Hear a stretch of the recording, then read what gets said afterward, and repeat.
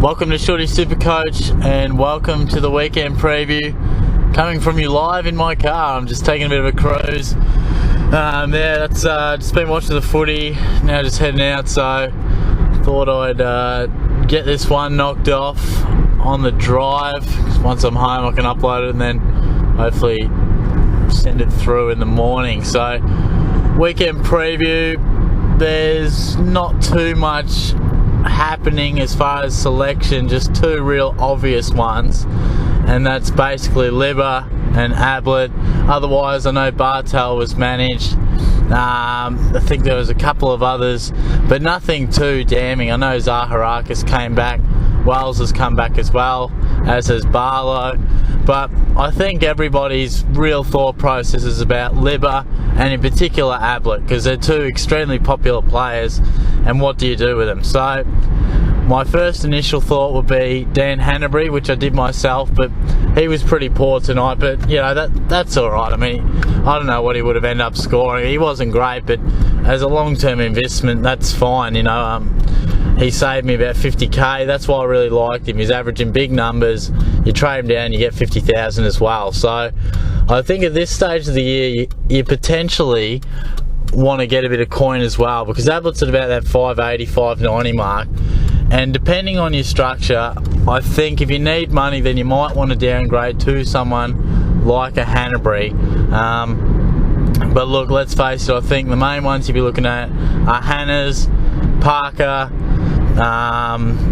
as well as Stephen. He's been on fire and it's pretty affordable, so you can save a bit of money there too. And I think Sloan and Neil are the other ones. Now, that's aside from the obvious, you know, Pendles and Selwood, Dangerfield, all those guys. You just, at this stage of the year, Robbie Gray, Pritis, at this stage of the year, you just sort of presume that most people have those guys who have either been popular from the start or have been gettable at other stages. So I think they're the main ones, but I think the main topic is you got to get rid of him. You know, if you're looking at your side and you're still going to make two upgrades and you don't have too much cash in the bank, you don't have too many guys on the bench making you money, well then you might go, alright, gee, he's not the best available player, but I get 80,000. So I guess that's the way you got to look at it, because at this stage of the year, 50 to 100k can be the difference from a premium, which can be the difference from 50 points a week to 110 points a week. So take a look at your side. An example might be, you know, if you're fit and firing and you're going well, you know, your team's pretty much settled, you got 200k in the bag, one upgrade, you know, you just get your best available for Ablett. You just go trade, highest average, take your pick of the first couple that you like. But then if you want to get a bit of foresight happening and have a bit of a look over the next coming weeks, and you know, you might want to get in Zorko, you might want to get in Rance, you know, you still got to finalise a midfielder, you're going to need some cash, you know, not much happening from the bench, which will be the case for many. Of course Collins is going up a little bit, but I think then you might look at, you know, your likes of Parker, Hanbury, Stephen a bit cheaper. I think Treloar may be somewhat affordable from memory, but yeah, just guys that might give you a bit extra cash but are reliable, but have had a slimmer 3 weeks or 4 weeks potentially you might look at.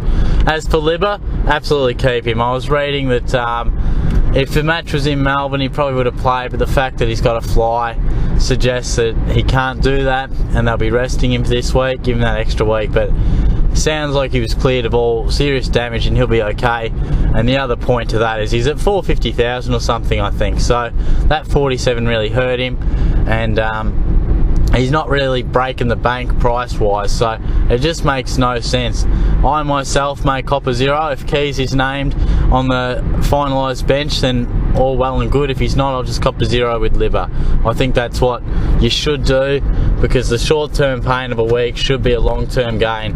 Rather than wasting a pick, you're probably going to have to use money to upgrade, which is better spent on upgrading someone who's not a premium. And let's face it, Libba is a perfect M7, M8, M9 if you're lucky. So don't worry about that. If you got a cop a zero, you know, so be it. But that's my thought process on those guys.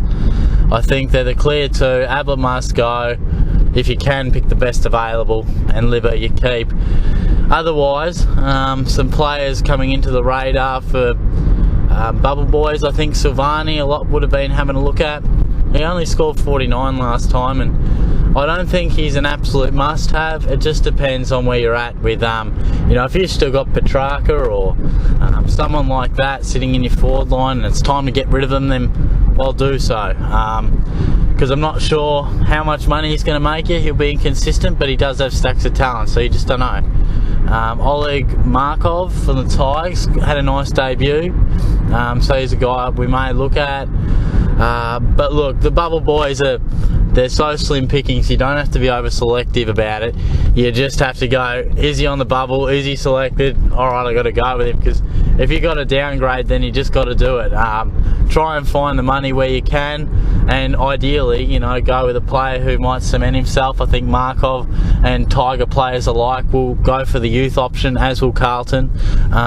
So you could maybe rest your laurels on that, but I think Bubble Boys are the least of our worries now, because a lot of stuff should be done from the upgrade perspective, upgrading the likes of Collins and you know, just guys like that. Just, it's easy to find out who is on the downgrade. I think Silvani and Markov are the two probably most obvious, but I think a lot of people's thoughts will be about Ablett this week and what to do with him, and potentially some other problems. So downgrades or upgrades in the future, I like the look of Zorko down the track. Dalhouse shouldn't be far away.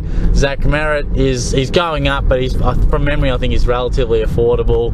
The back line, there's a lot of different options, because, you know, Shaw's coming down, Simpson's reasonably priced, but the back line, you know, it can fluctuate quite a bit from who's in form, and as I touched on, a few players in the midfield. So I think that's about a wrap for the weekend preview. As I said, most of people's thinking will be about Libba and Ablett, so I thought I'd cover off on that. I won't get a chance to answer any questions before the bounce tomorrow night. I'll be getting home pretty much on the bounce, so hopefully I've covered off on everything you want to know here. Obviously couldn't get up before the Sydney Hawthorn game. Hopefully a lot of you guys, you know, went for maybe a Parker because he had a good game, and if you did go Hanbury, don't stress, because he'll serve you well in the long run. So don't panic. Hope you have a good week in SuperCoach. I'll be back for the press conference, and yeah, enjoy guys, have a good weekend.